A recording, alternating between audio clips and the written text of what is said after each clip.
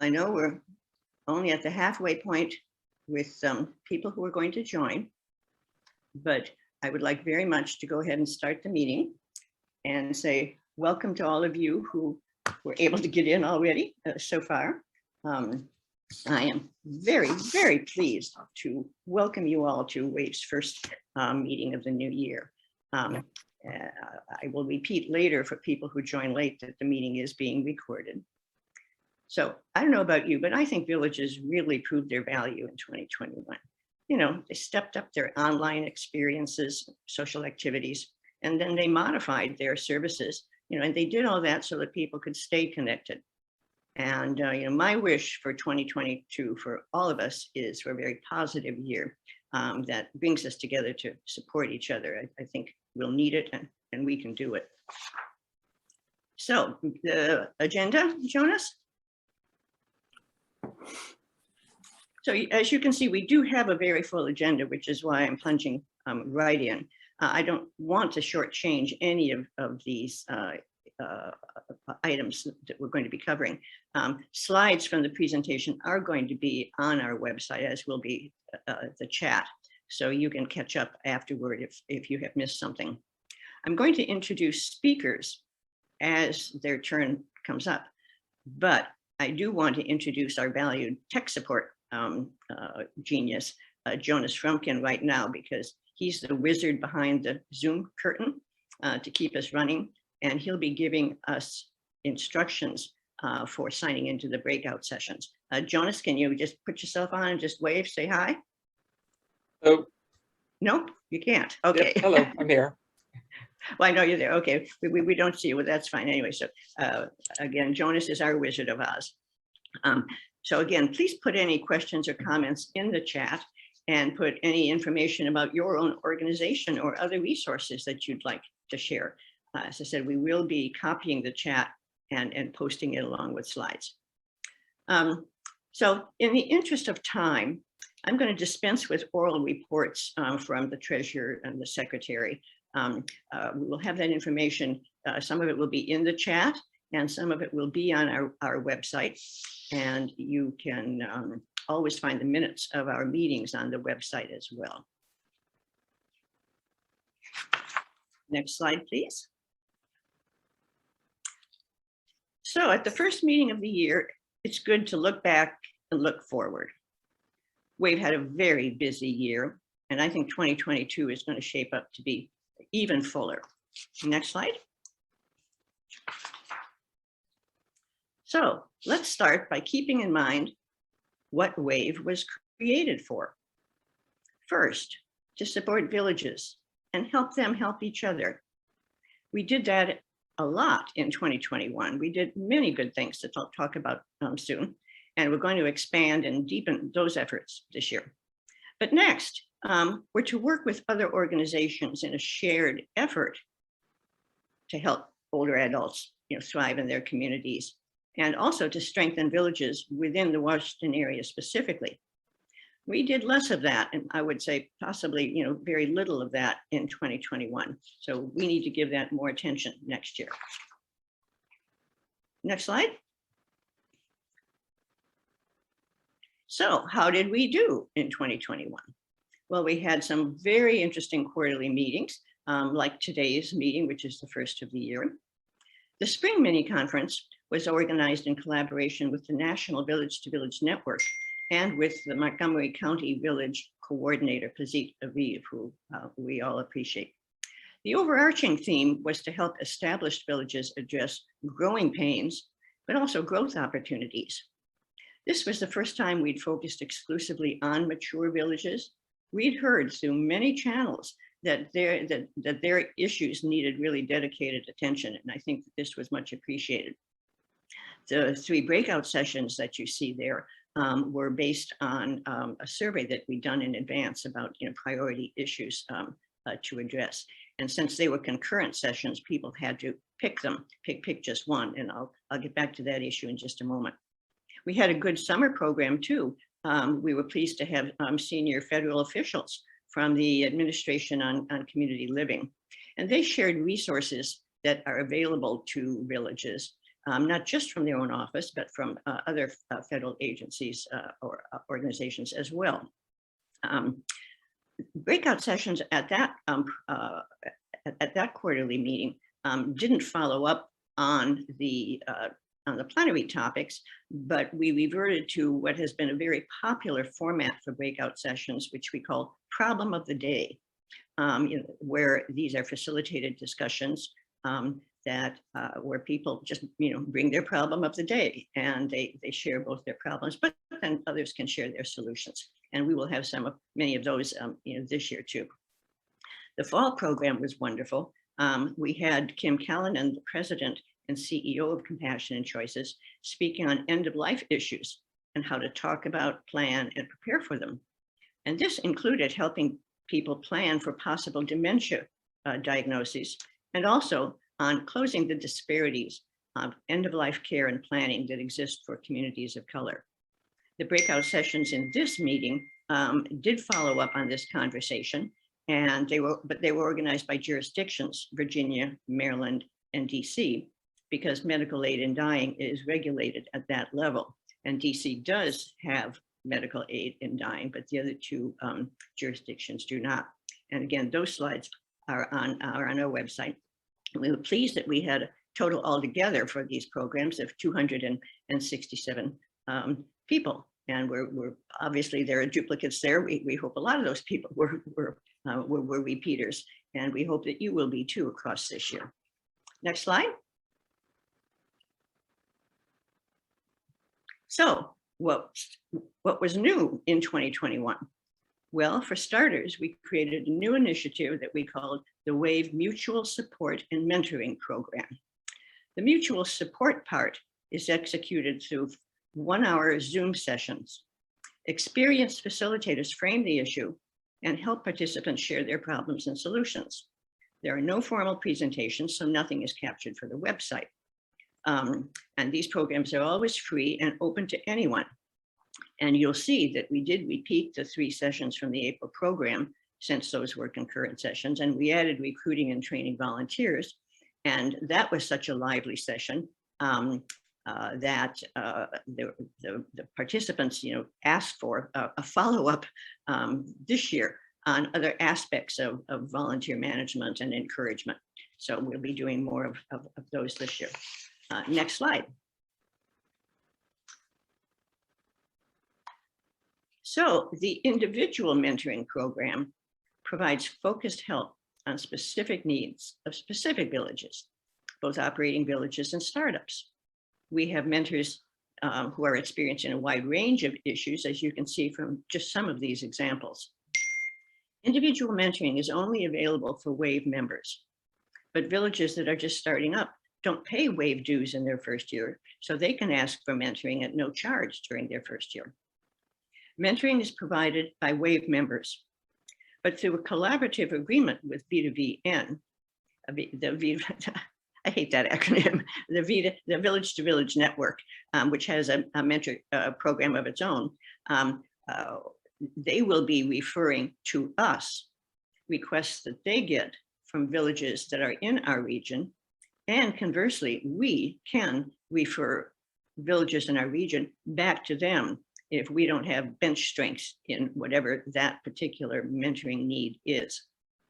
So to request a mentor or to sign up to be a mentor, just go to the WAVE Mentoring and Mutual Support Program page on our website.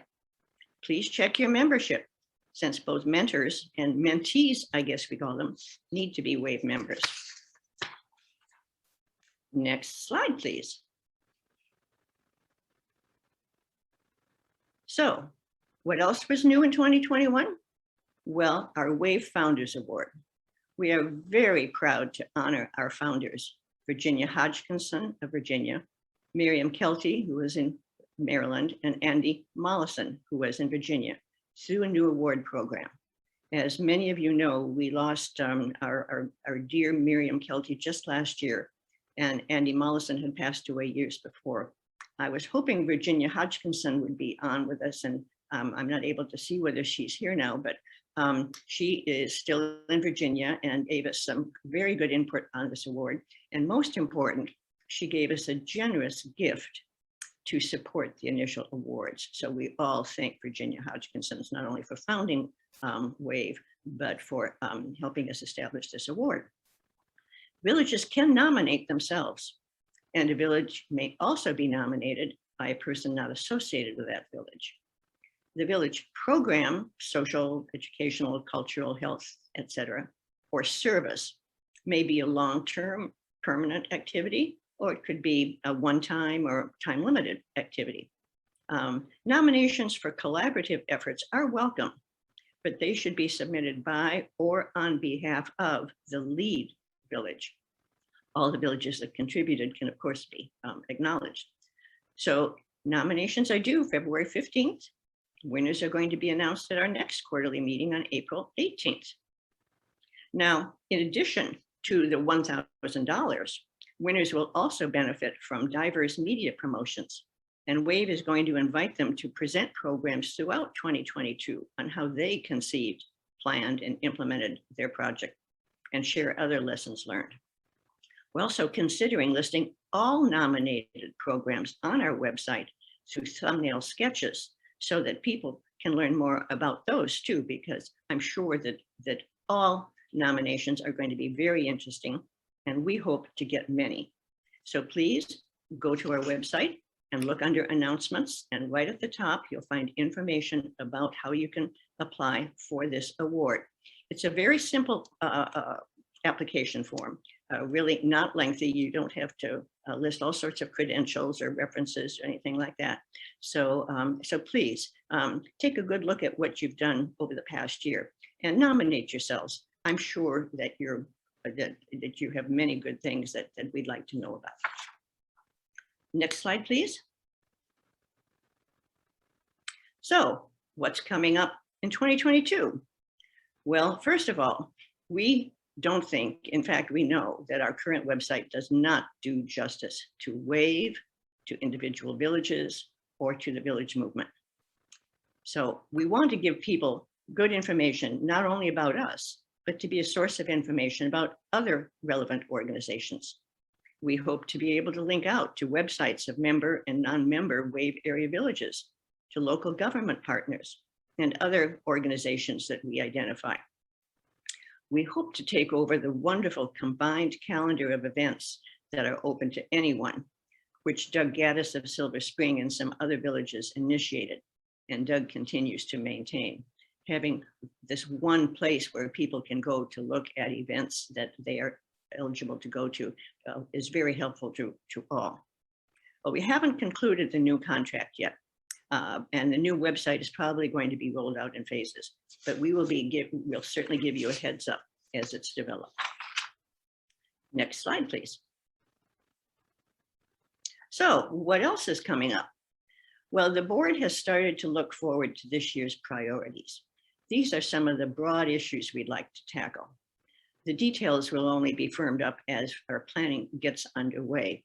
But as you can see, there are a lot of specific events and activities that could come out of these themes. You'll notice that the first two build on the first purpose of WAVE that I mentioned at the beginning, to help villages and also help them help each other. The next two get to the second purpose, to work with other organizations to advance our shared agenda. And as I mentioned earlier, we know we need to do much more in that area. And I would say this is an area where in the past we haven't had a lot of bench strength, or if we did, we didn't recognize it. And I think that in this year, we know that we have some people who are very experienced in advocacy that will help us. Okay, next slide. What can you do to help? Well, we can't do it alone. Villages, join WAVE. Dues are just $35 a year. Yeah, so because we're so early in the year, so far we've only had 5 villages pay their dues, but we have 75 villages listed on our website now, of which we think 66 are operational and 9 are in development. As I mentioned, dues are optional for the first year for developing villages, although it's interesting that some do pay anyway. And I've mentioned the benefits, the mentoring, the $1,000, the publicity, So please, I think that's all a pretty good deal for $35 a year. You can check on your village's membership status on the website, and you can now pay your dues online. That was a breakthrough. I think one of the problems in the past was that everything had to be mailed by check. And now we do have a PayPal payment mechanism, so you can do it from there. And very important, we hope that each of you will consider how you might become involved in WAVE. Please share your skills, interests, insights to help us grow in some of those theme areas that I mentioned on the prior slide, but also specific tasks like the website, communications, and fundraising. We're going to be creating new villages this year and would really benefit from your participation. I know that there's a lot of talent out there. Next slide. Mark your calendars. April 18th, July 18th, and October 17th will be more quarterly programs. And on the 18th, we will have the drum roll and the red carpet and announce the winners of our Founders Award. All of these programs will be announced in advance, and all of them will include breakout sessions, some of which may follow up to deepen and extend the plenary presentations, and some of which may be that beloved problem of the day type, or other birds of a feather type of sessions. And the mutual support Zoom sessions on critical topics are going to be announced soon. Our program, we have a new program committee already that has been hard at work putting this program together and beginning to pull together lists of these mutual support Zoom sessions. Next slide, please. So here's how you can get more information. And please feel free to copy down my email. I'm very happy to be in contact with anyone who has a question or a comment or who wants to jump in. I would welcome hearing from you. Next slide, please. So we've ended the look back and look forward portion of the meeting, but I want to mention that we now have a National Village Day on February 15th. As many of you may know, the first village was created in 2002 in Boston at Beacon Hill. And since there, the Village to Village Network alone has over 300 nonprofit community-based villages in its network. And we all know from experience, even just around here, that sometimes only half of the villages join any umbrella organization. So it could easily be double. So it's wonderful that the village model is now well established as a cost-effective way to help support healthy and vibrant aging. So this is a milestone that's really worthy of celebration.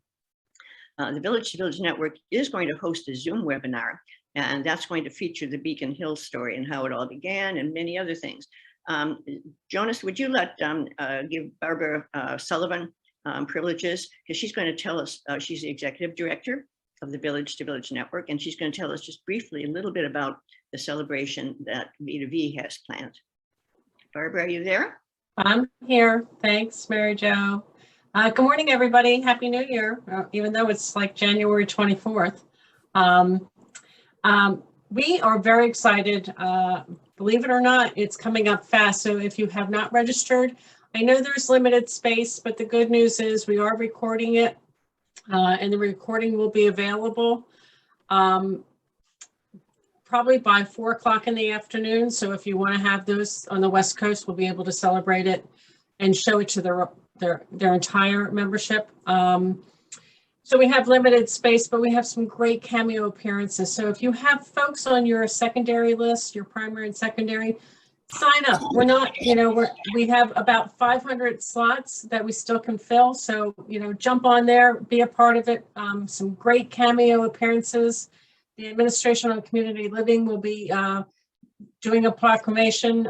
We haven't released it, so you're going to hear it first. Mark Friedman will be coming on and giving us a little pep talk. And so we have a great succession of new and old villages, what we represented 20 years ago and where we are right now. Just like Mary Jo said, great timeline, a great 90 minutes packed with some fun facts and just cameo appearances, like I said. So if you need help, call Travis and I. We'd be happy to help you register.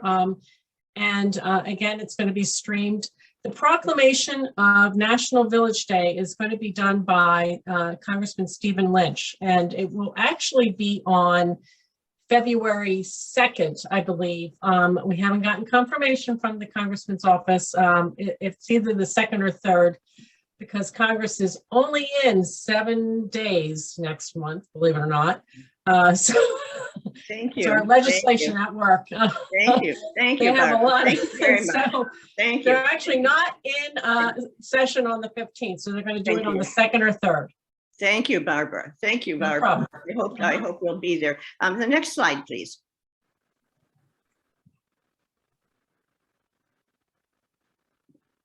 There, Jonas. There we go. There we go. Elections. So the way bylaws say that the board can have a maximum of 13 people. We traditionally have 12 members, 4 each from Virginia, Maryland, and DC. And we have 1 Maryland vacancy that we'll be filling today, and we'll be considering a 13th at-large member later this year. I want to quickly introduce or at least I will mention the names of all of the current board members, and they can put into the chat something about themselves and their organization. This is a really great team. Seal Garrett of At Home in Alexandria, Eric O'Kennedy, former executive director of Chevy Chase at Home, Eva Lucero, the DuPont Circle Village, Kathy Pointer of Kingdom Care Senior Village, Dave Prescott, Mount Vernon at Home, Lori Pross of the Montgomery County Commission on Aging, Carolyn Rourke of Lake of the Woods Village in Virginia, Bill Sisolak of Capitol Hill Village, Denise Snyder of Foggy Bottom West End, and Wendy Zenker of Arlington Neighborhood Village. Next slide, please. So the bylaws say that we elect new board members and the president at the annual meeting. Other board officers are elected by the new board at its first meeting, which will be early next month. So I am very pleased to place into nomination on behalf of the board, Leila Riazi, who was the co-founder and vice president of Cheverly Village. Leila is a dedicated voice for local government and civic engagement. She served as a council member of Cheverly for 11 years and as mayor of the town for 2 years, beginning in 2019. In her term as mayor, she had many accomplishments, including environmental justice, diversity, and inclusion. She personally residents to flood relief, COVID relief grants, and eviction and foreclosure prevention assistance. She's also served youth as a member of the School Systems Parent and Community Advisory Council, and I really love this, and as a producer of young people's musical theatrical performances. So maybe there's some drama in WAVE's future. Her professional roles included board and director roles in the Community Crisis Services Incorporated, which focuses on suicide prevention, homeless services, and crisis support. Leila is committed to building new forms of partnerships suitable for counties having both wealth and great poverty. So I'm pleased to place her in nomination. And this being Zoom, I think all we'll say is, would all in favor of electing Leila say aye to a new 2-year term? Right. Aye. Aye. Aye. Aye. Okay, any opposed? Any opposed? Welcome, Leila, to our new 2-year term. I think we're all going to be very happy to work with you and have you serving WAVE. So I'm going to turn it over to my Vice President, Kathy Pointer, now for the second nomination. Is Kathy Pointer there? Good morning. Yes, I am. Good morning, everyone. Good to be a part of the meeting this morning. As Mary Jo has said, the bylaws require that we elect a president during our first meeting of the year to serve as president for the upcoming calendar, for this current calendar year. And as she just said too, because of this virtual format, we have to modify the process a bit for the call for the vote. So we would ask as we follow Mary Jo's lead and how we just nominated Leila to the board. So in line with our bylaws, we are nominating Mary Jo Deering to serve a second term as our board president. All in favor, will you do so and let us know by saying aye? Aye. Aye. Any nays? Any nays? We didn't think there would be, and we're so happy and so pleased to confirm Mary Jo Deering as the 2022 WAVE president. We celebrate that. Congratulations, Mary Jo. Thank you very much. Well, Thank I'm glad there was no attempted coup. Well, that concludes the business meeting, and from here on, we're going to move into our plenary speakers. If you would put up the next slide, please.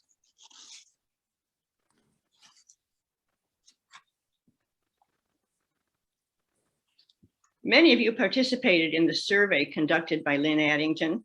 Dr. Addington is a tenured professor in the Department of Justice, Law, and Criminology at American University, where she's been for almost 20 years.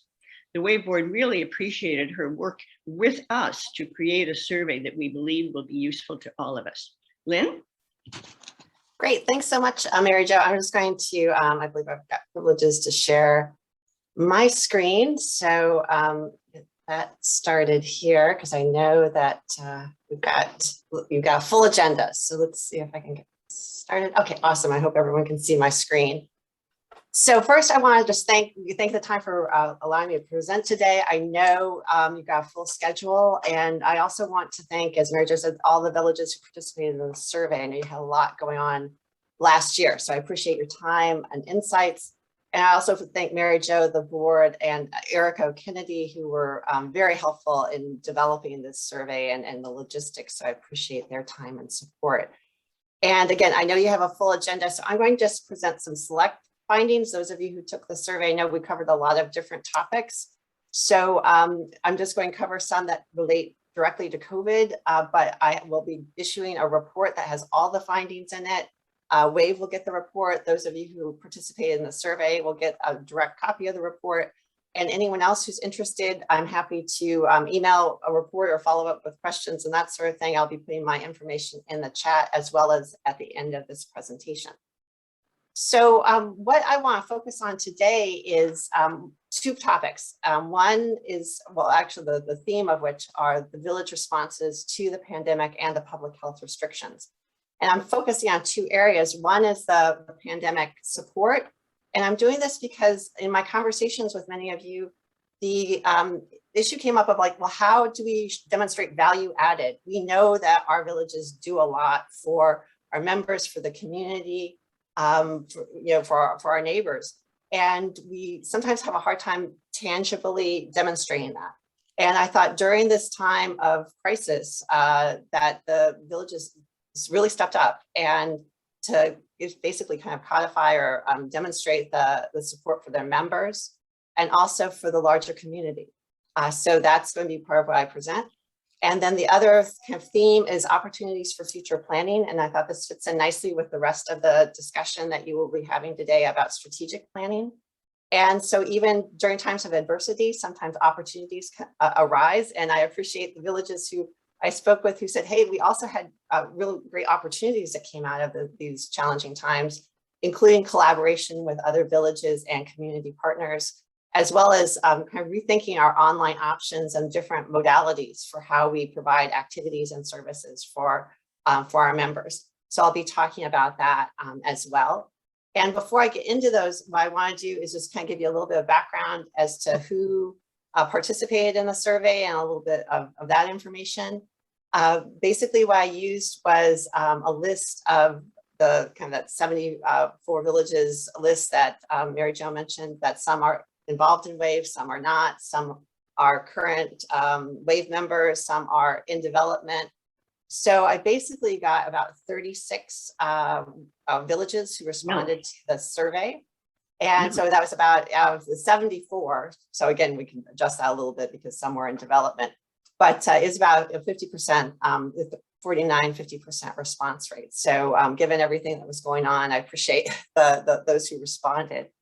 The villages that did respond, they were across the DMV.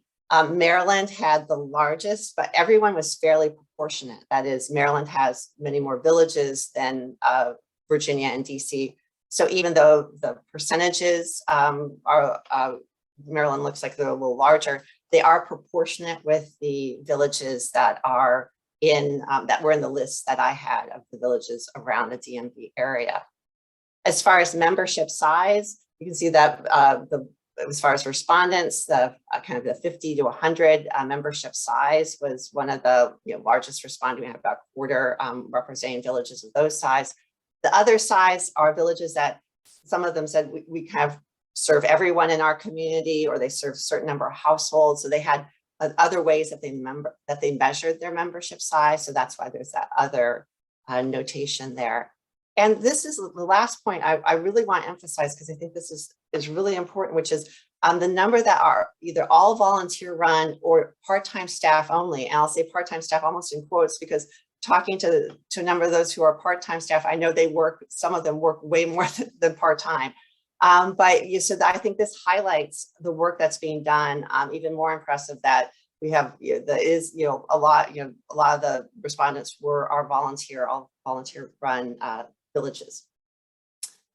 So the services provided during the pandemic. So these were the top ones that villages said that they were providing during the pandemic. And that was during the public health restrictions, when we had stay-at-home orders and mask mandates and that sort of thing.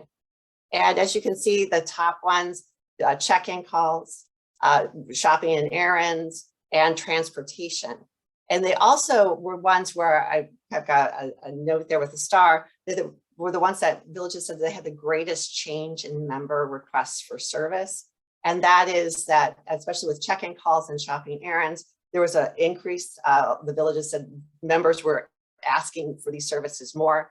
Transportation, not surprising, had a decrease in those services given the stay-at-home orders and that sort of thing. But these were still services that the villages were providing to their members during the pandemic. So you can see the variety of services being provided there. With regard to social activities, and here we can kind of think about, again, kind of addressing some of the social isolation and maintaining connectedness.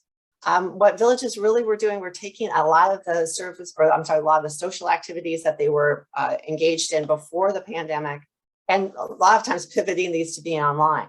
So the idea that we had a lot of classes and educational programs being offered, speaker series, conversation-based activities, including coffees, book clubs. And then finally with the virtual outings, that was an example of where villages said, how do we pivot? How do we take what we were doing in person and find ways of making those virtual for our members?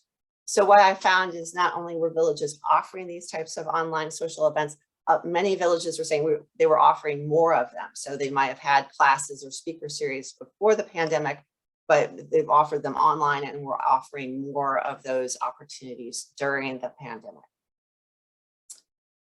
I also asked villages about pandemic specific support. So these were, the previous slides were all about just overall services and social activities that the villages provided.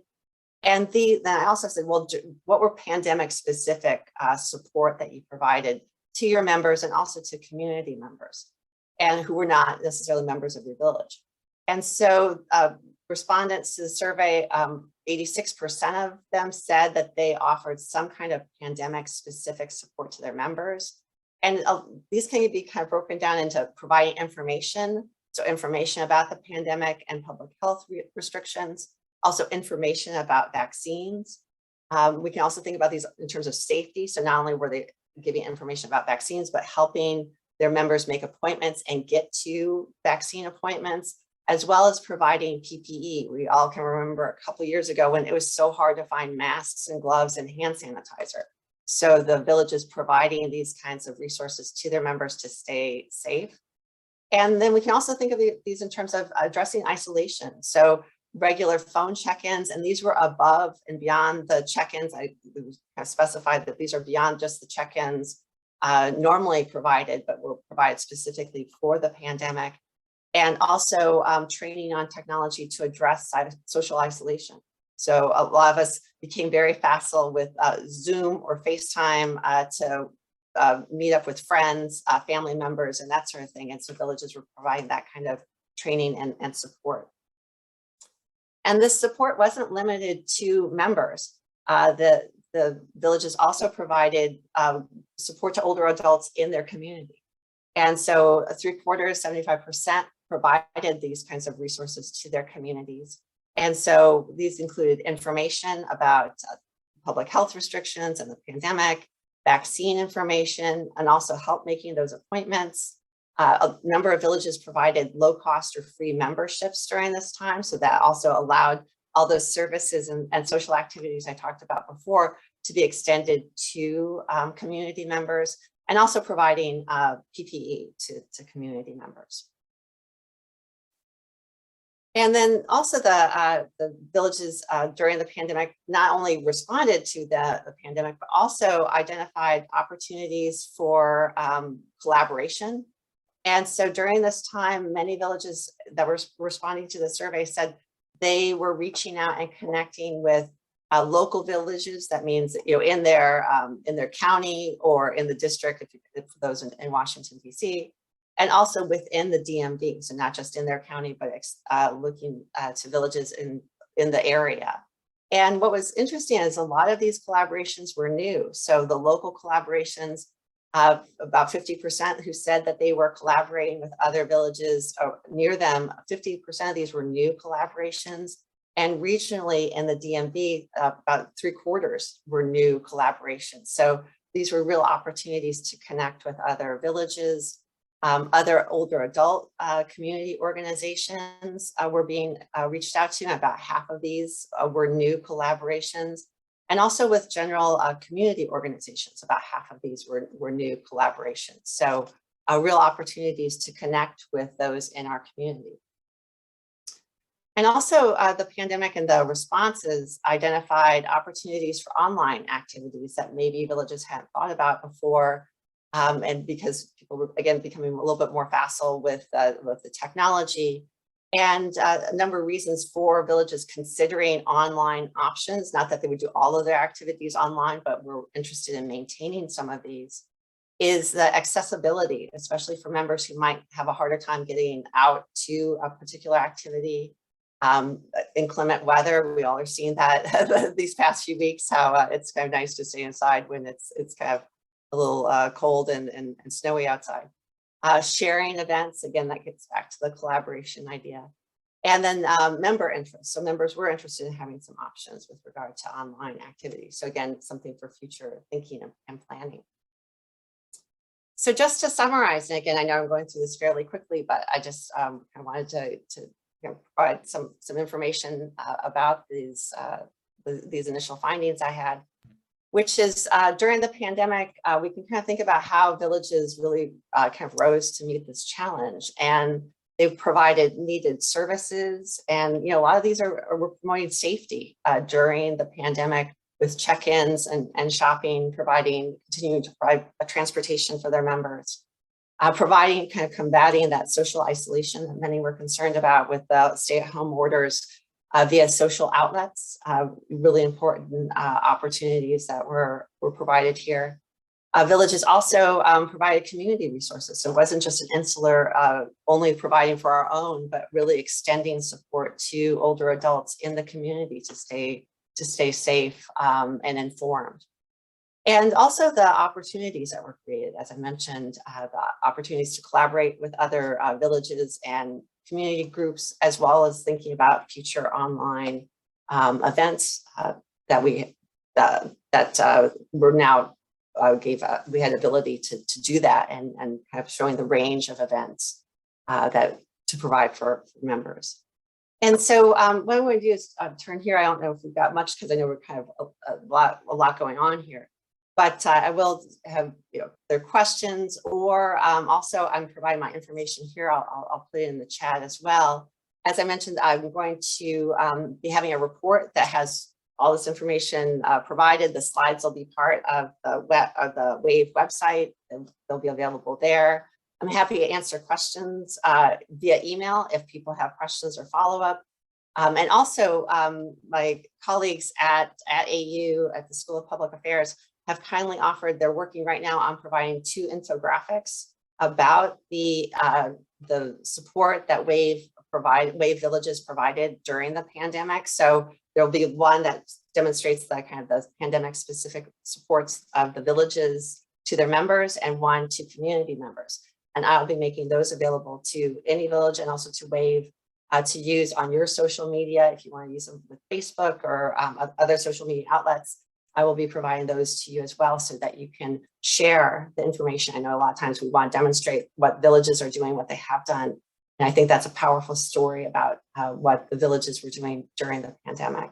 So I think that hits about my time, Mary Jo. I don't know if, how you want to transition to. Well, absolutely perfect. Yeah, another mark of your professionalism is how you can talk to the time. That's excellent. I'm going to suggest that we put information into the chat. You already have it there. This was excellent, Lynn. And I'd just like to, say again, your presentation showed, just as I mentioned at the beginning, how much you worked with us to decide on questions and an approach that would be useful to the actual villages that were answering the questions and other villages. And I think that this information will also be very useful for advocacy work. And so we're looking forward to the, to all those other follow-up activities. So thank you. You're welcome. And one quick, in that point, if there's information that's useful for your advocacy, for things that you're doing, please reach out to me, because as Mary Jo said, I was working with Wave because I want this information to be useful to you all. So please reach out to me. I'm happy to share it, put in a package that's useful for your advocacy, those kinds of things. So please, I welcome that. Thank you again, Lynn. This was really excellent. We are very pleased to have worked with you so far and look forward to continuing this relationship. So my next slide, please, Jonas.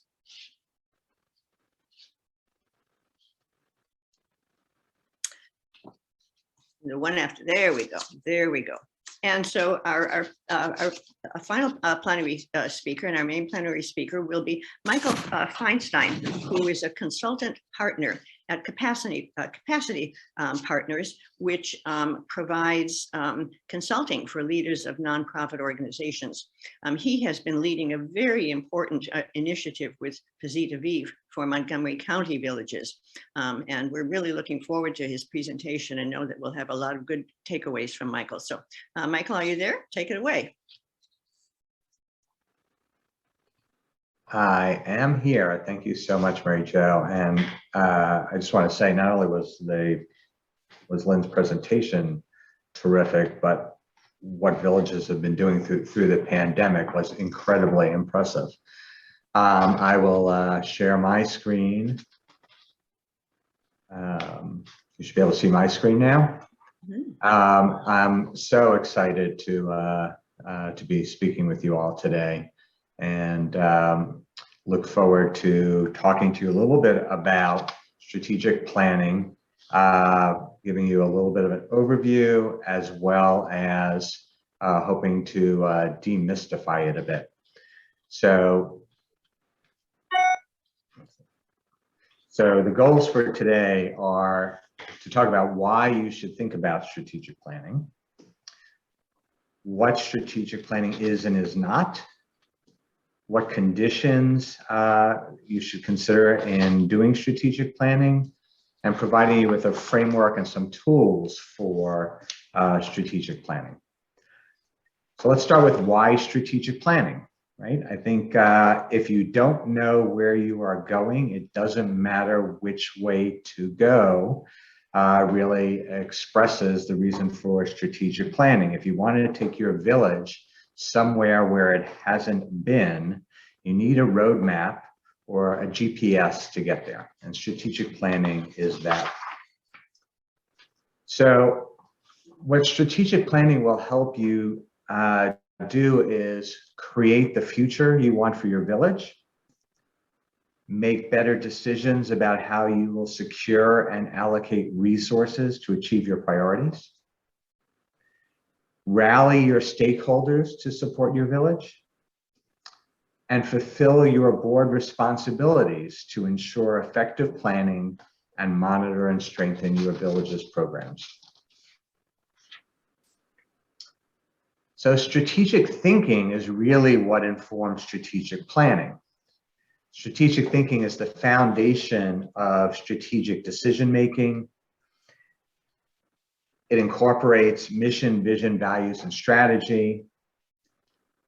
It is an ongoing process of scanning and responding to your environment, assessing your results, and incorporating your learning in order to better fulfill your mission. And I think the important part here is the idea that it is an iterative process. It's something that is not a start and an end, and then you just keep going. Strategic thinking is something that you're always doing.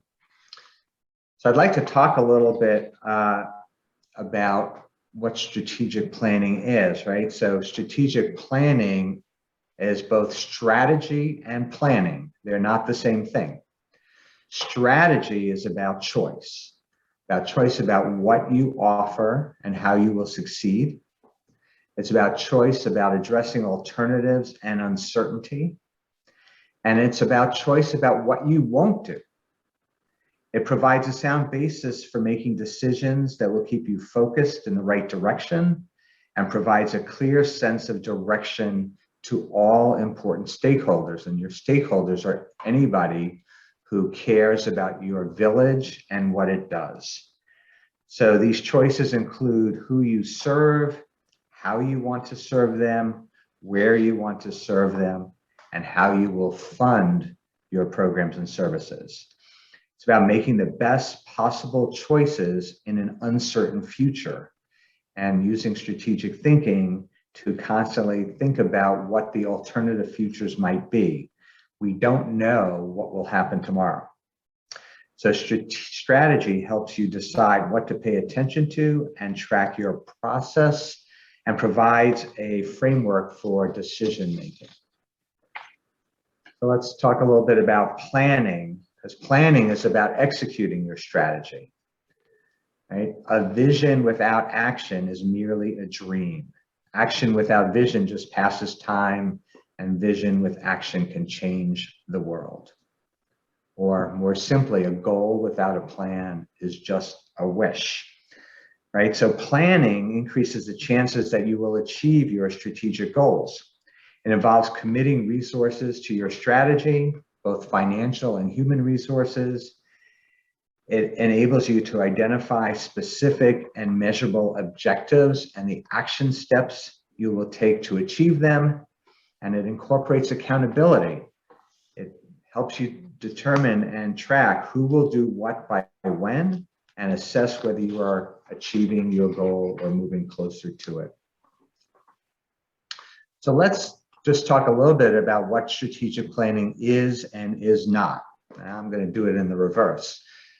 It is not a prediction of the future.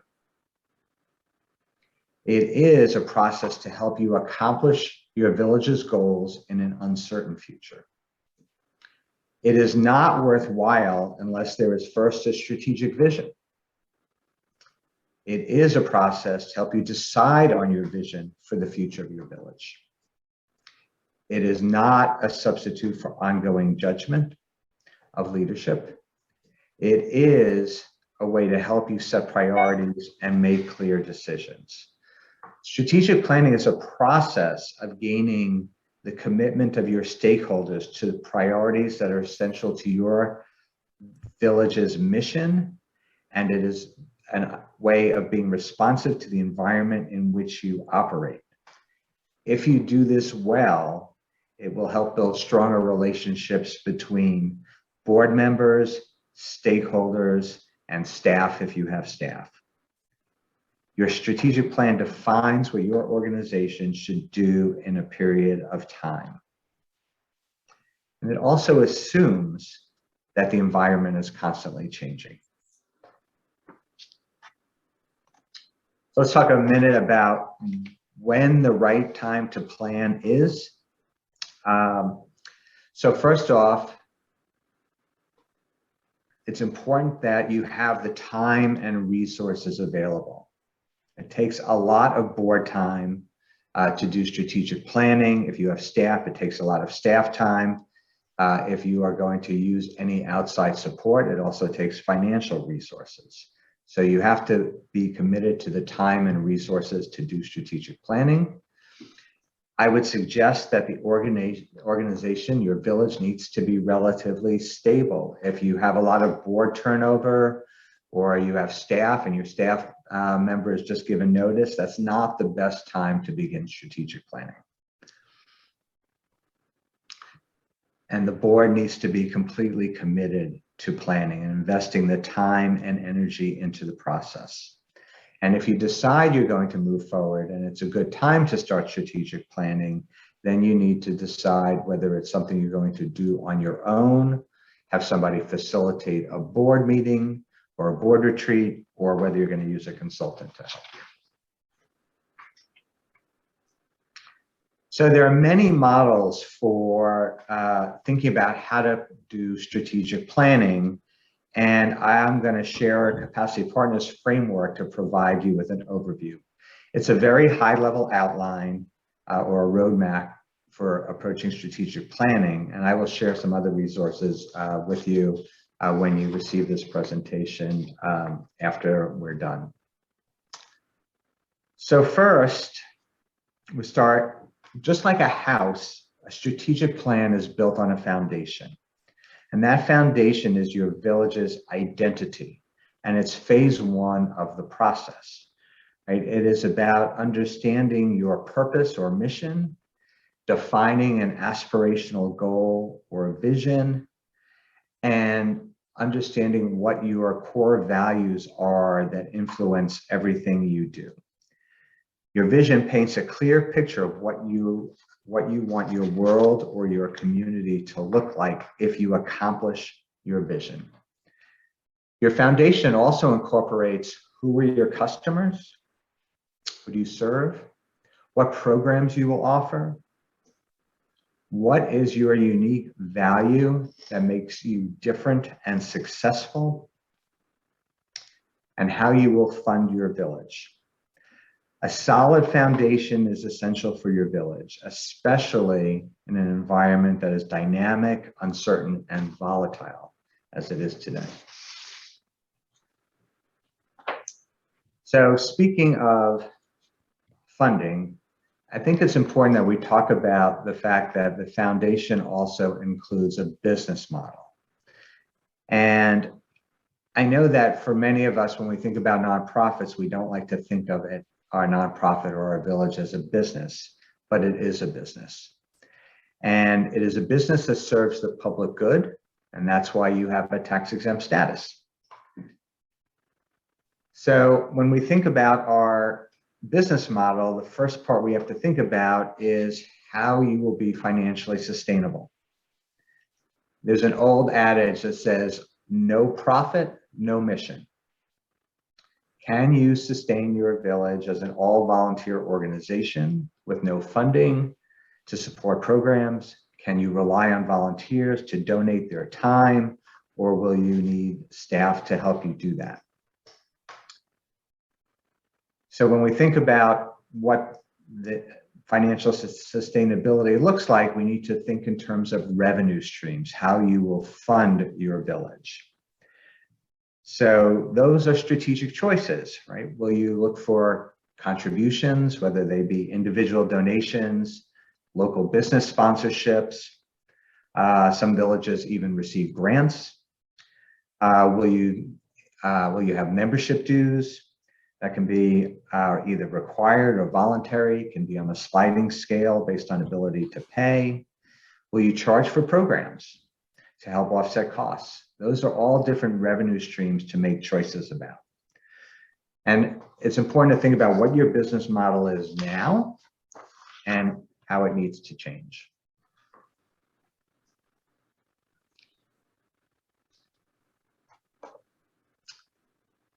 So the second phase of the process is what we call assessing the current situation. It involves looking outward and looking inward. We ask where there are rough seas and where there is smooth sailing to understand this. So you look out to scan your environment in your particular community. This can involve surveying seniors in your area to see what they need and want. It could involve looking and seeing who else is serving them. Is there another organization to partner with? I noticed in the last presentation that there was more partnering happening, which is terrific. It also involves looking inward to understand your ability to meet the needs of your constituents? Do you have a good recruiting pipeline for your board? Are you developing your next generation of board leaders? Are you doing a good job of providing current services? And what are your strengths as an organization? And where can you improve? When you look at the external and internal environments, it can feed, the information that you get can be fed into what's called a SWOT analysis. SWOT stands for strengths, weaknesses, opportunities, and threats. So a way to look at this, you'll notice that there are two boxes diagonal that are green and have red writing, right? So where opportunities in your environment match up with your strengths, those would be a potential to expand what you do. Where there are threats that are aligned with your weaknesses, it might raise the strategic question as to whether that's something you should stop doing. And where it gets fuzzy is where your internal weaknesses match up with external opportunities, or your internal strengths match up with external threats. And those involve making strategic choices as well. If the opportunities match weaknesses, you might want to invest or look for a strategic partnership. And if the threats match up with your strengths, then the question is, do you mobilize resources or again, think about a strategic partnership? And so this analysis is a way of taking all of the data that you gathered from looking both at your community, doing some surveying, and looking at your particular village's operation, and to use a framework for deciding what you might do or not do differently. The third phase is called setting your strategic direction. It's about choosing your goals and deciding how and when you will achieve them. What does your village want to achieve during this period of your plan? What are your top goals, right? This is not necessarily your overall vision, but what are the 3 to 5 top goals that you might want to achieve during a 3 to 5 year strategic plan? It involves deciding how you will achieve them. What are your strategies? And what you will do when. What's the time frame? Most of the time we have more objectives and more goals than we can accomplish at one time, so we need to stage them over time.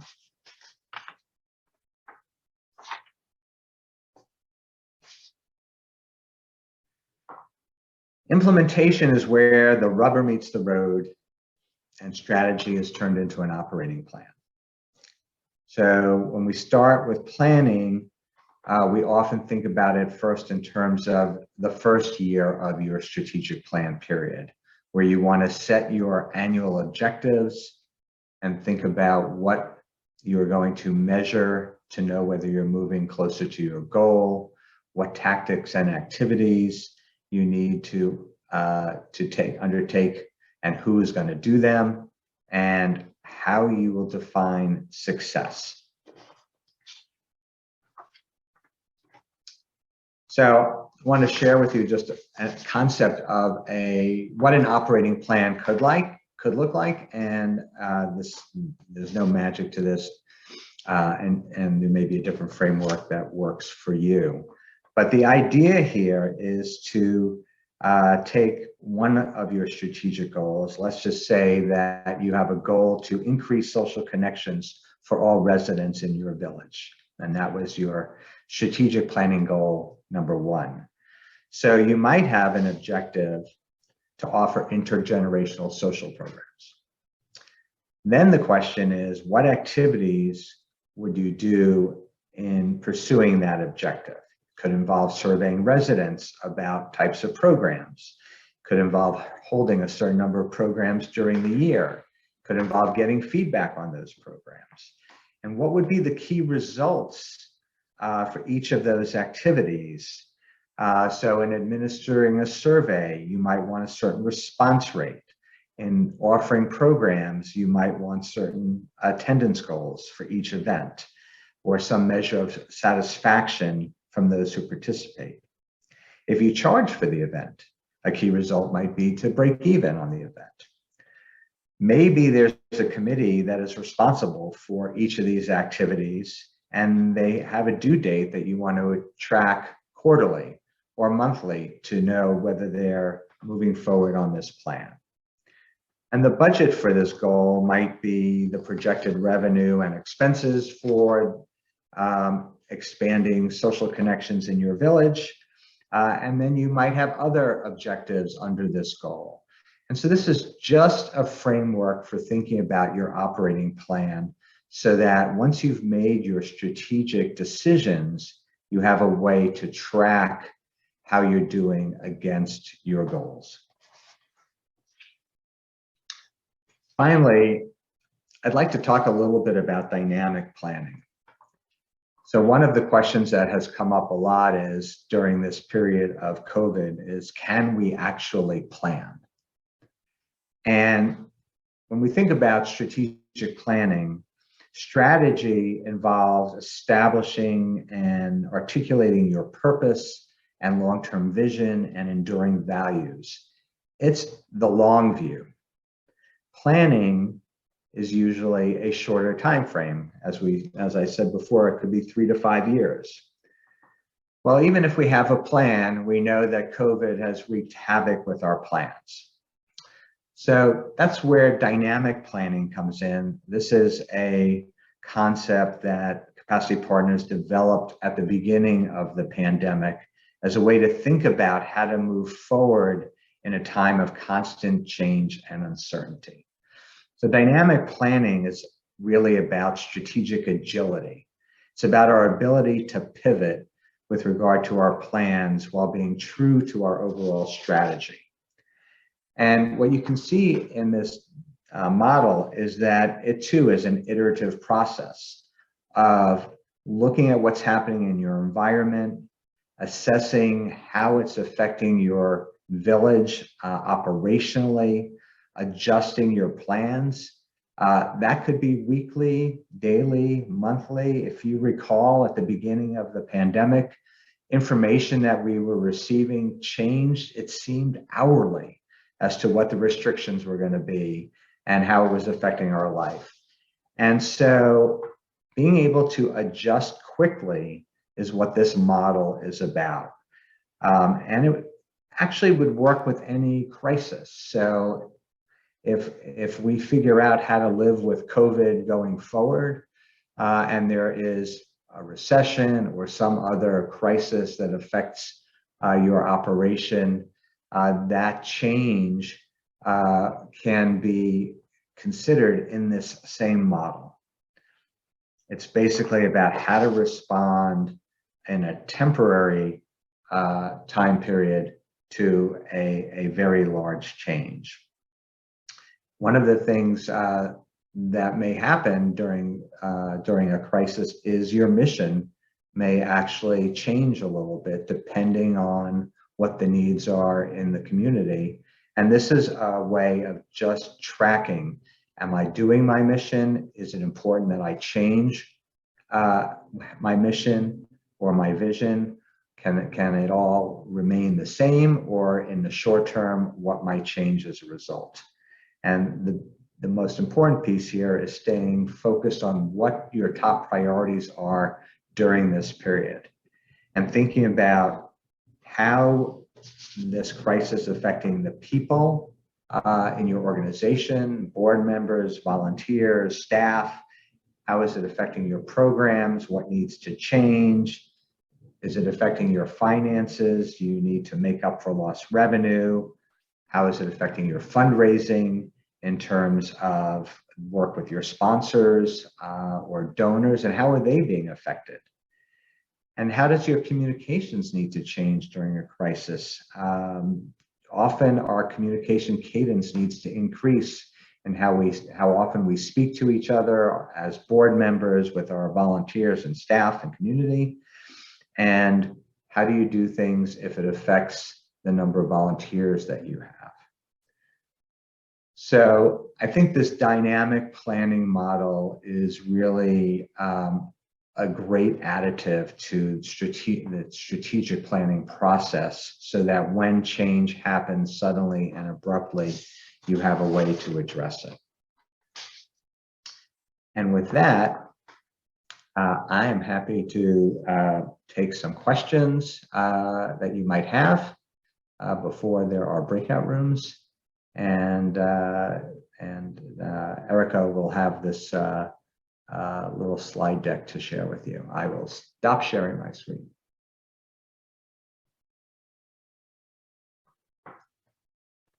Thank you very much, Michael. Yes, I think we do have time. And I appreciate the fact that you, like Lynn, talk to the time. And in fact, you're even very speedy. That was really very, very meaty and gave us a lot. And I think having the slides will be really helpful to us. So I do encourage people. Let's see, I guess we have to, it's a little hard with so many participants, but I'm going to look to the gallery view now and see, Jonas, remind people how they can, under reactions, you can go and you can raise your hand down at the bottom of your screen. So if anyone does have a question, go down to reactions and then click raise your hand, and I'll keep a lookout for you. And we can see if there are questions people would like to pose right now.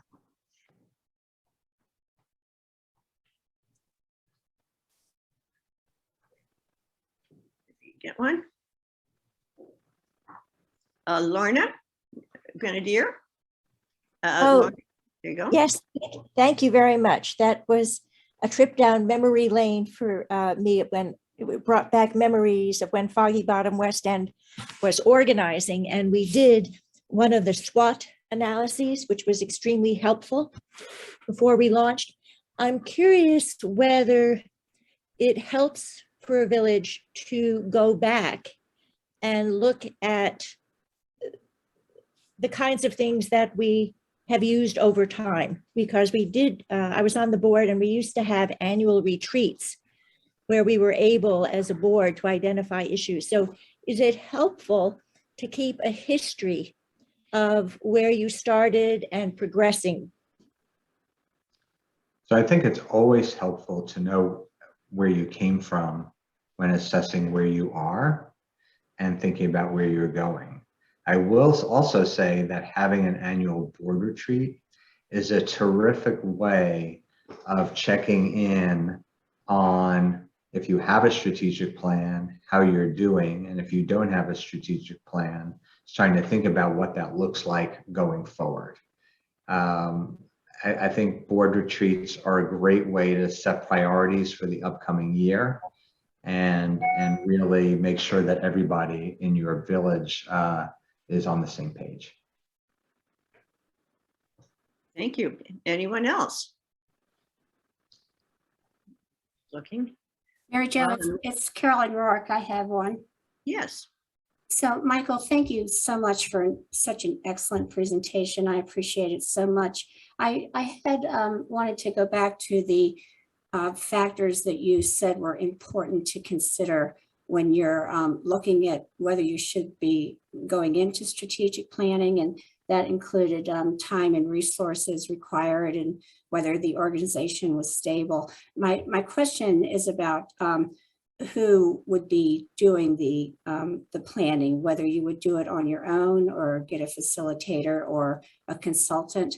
Could you speak to the pros and cons of each, and would you have a recommendation?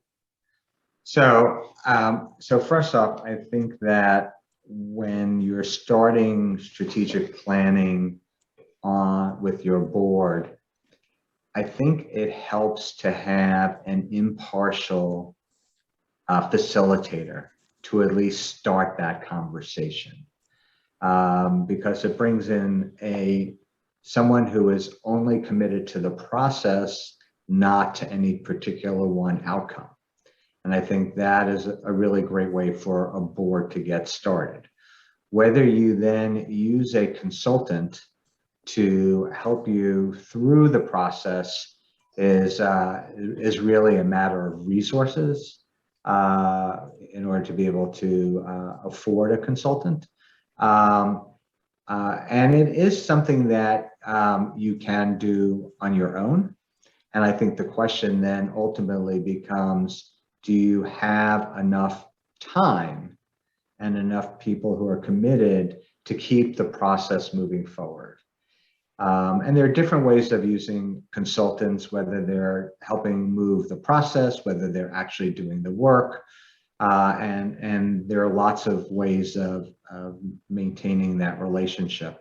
Obviously, we're in that business, and so we work both simply as a facilitator of a board meeting, and we also work as a consultant to really help drive the process through its conclusion. So I think it really depends on your particular village as to how complex your operation is and how much time and commitment your board actually has to doing this. But I do think the kickoff, whether it's even a half-a-day board retreat, makes a lot of sense to use a facilitator who does not have a particular stake in any outcome. Michael, Mary Jo, I want to pick up on that and ask a question that I don't expect any neat and tidy answer to, but it gets to the overall level of effort and time of effort. So if someone is just starting out fresh at this, they've never done one before, it's a new activity, how many weeks or even months should, as some broad sense, should they be expecting? In other words, they're not going to be done in 1 month, right? And have it all wrapped up and tied. And so give people a sense of how realistically to consider this as an effort. Yeah, so I would say on the long end, you should be able to accomplish this in 6 months, right? On the short end, if your village really has a limited number of programs that it offers in a well-defined area, it's something that you may be, once you have a board retreat, it's something that you may be able to do in a couple of months. Good. There's a question in the chat from Abby Sims. I guess I'll read it, but she can jump in too. She says, is there a particular time in the life of a village when strategic planning is most beneficial? Yes, I think it's most beneficial when you don't have a strategic plan. I think that whether you are just starting or whether you've been around for 10 years, right? Strategic planning is about having a vision for what you want your village to be and a way of creating a guide to get there. And so if you're going to do the same thing you always do over and over again, you might not need to do strategic planning. But if you have a vision for what you want to be that's different from where you are, I would encourage you to start doing some strategic thinking and then eventually move into planning, at least for over a couple of years, setting a goal for what you want to achieve.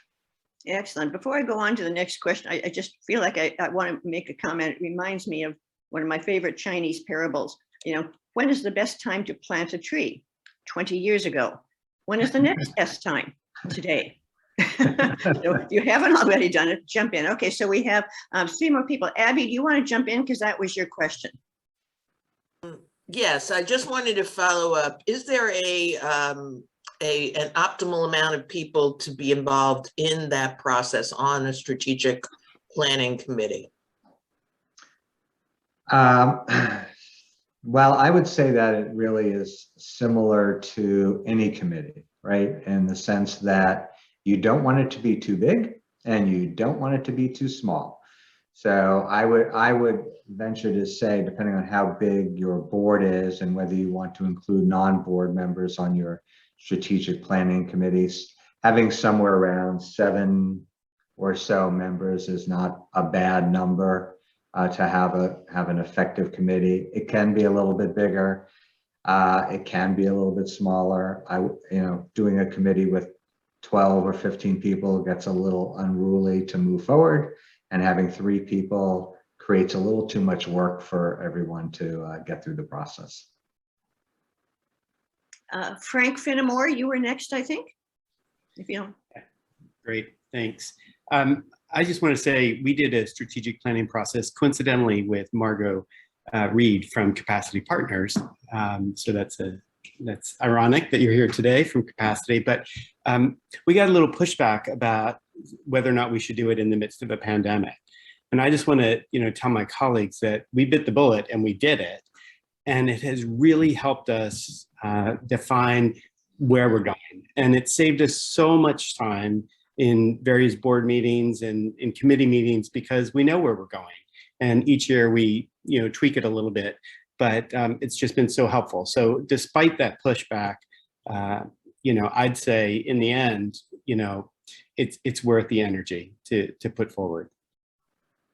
Thanks for sharing that. And I don't know if it's ironic, but it's certainly fortuitous. Timely. Emily, I think you were next. Yes, thank you. I'm from the Low Link Village in Virginia in Locust Grove, and we recently completed a strategic plan and have been working on it and starting the new year, and we have it in our work plans, but wondered if you had any suggestions as to how to balance a meeting with balancing operations and balancing the strategic planning that's would be shared among the board members. So I think the best way to monitor how you're doing on your strategic plan would be to create a dashboard that looks at your main goals for the year, and it can be as simple as listing them and having a red, yellow, and green indicator to let the board know which action items are on plan and which ones are maybe having a little bit of a problem and which ones you're behind on. I don't think you need to go into detail at each board meeting on every aspect of your strategic plan, but I do think that the board should have a way of monitoring progress. And then where there are items that are, what I would say red, where you're not meeting your objectives, having more of a conversation about how to move something forward or whether the plan needs to be adjusted. That's very helpful. Thank you. Thank you.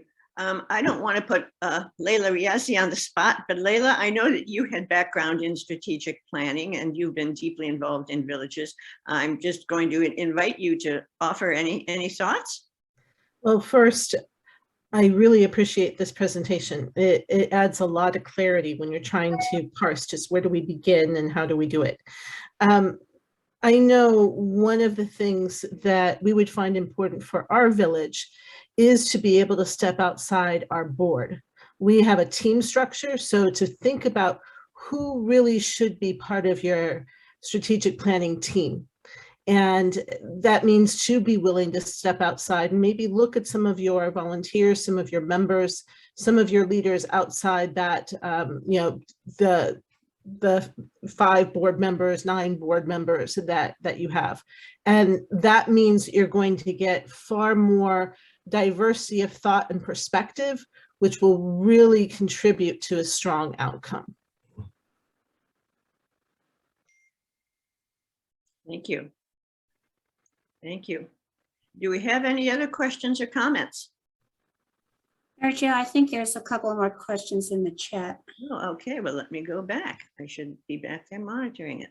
Pardon me. So one was, can you provide a sample of the dashboard?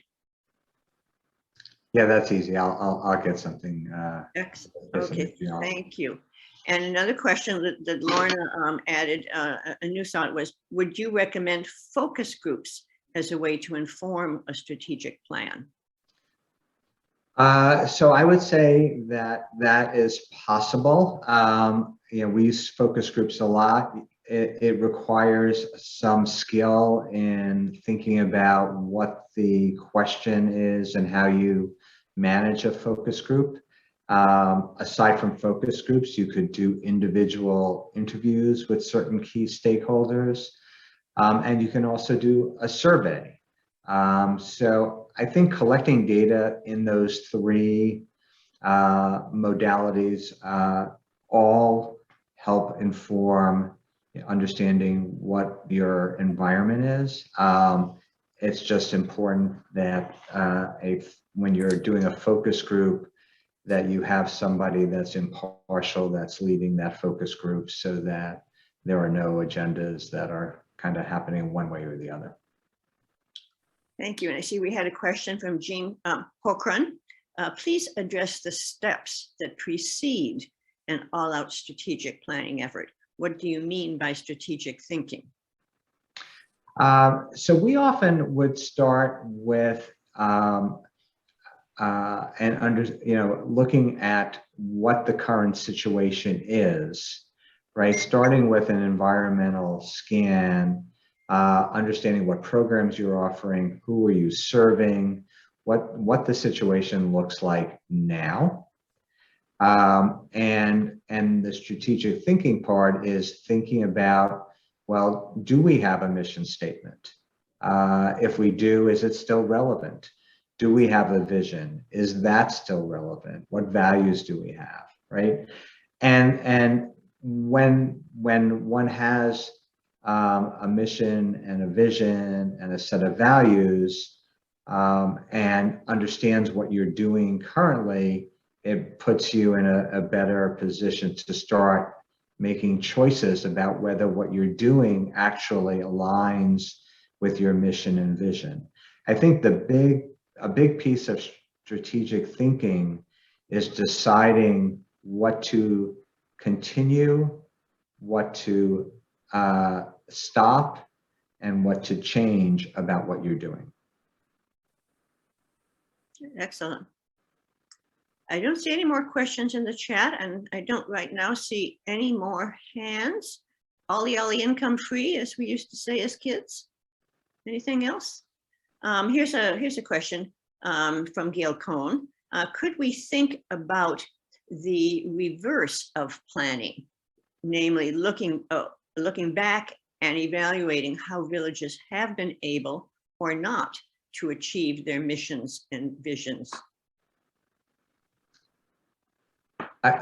You can certainly look backwards. I think the whole point of strategic planning is about thinking about the future. Looking back may help you understand how you did and where your strengths are or are not in accomplishing your goals. Strategy is about making choices about the future. Strategy is about being prepared for an uncertain future and making choices that serve your mission and your vision, even in light of multiple possible futures. So I think it's always good to understand where we came from, what we do well at, but I don't think that takes the place of strategic planning and looking forward. Well, it reminds me that, on one hand, the strategic plan process, once you are into it, does involve this iterative stages, including an assessment of where you are. So if you've already launched strategic planning, then you're certainly going to look backward and gathering data from various sources about what your baseline is certainly helpful. Okay, and I think that just about exhausts all the questions and comments. Again, Ollie income free. Okay, well, thank you very much, Michael. I think as you can see, people have really appreciated this. You did indeed give us just what we hoped for, which is a lot of solid takeaways and teed up a lot of other things. And I know people will be really interested to have copies of your slides and the other material that you promised us, and we really appreciate you offering that. So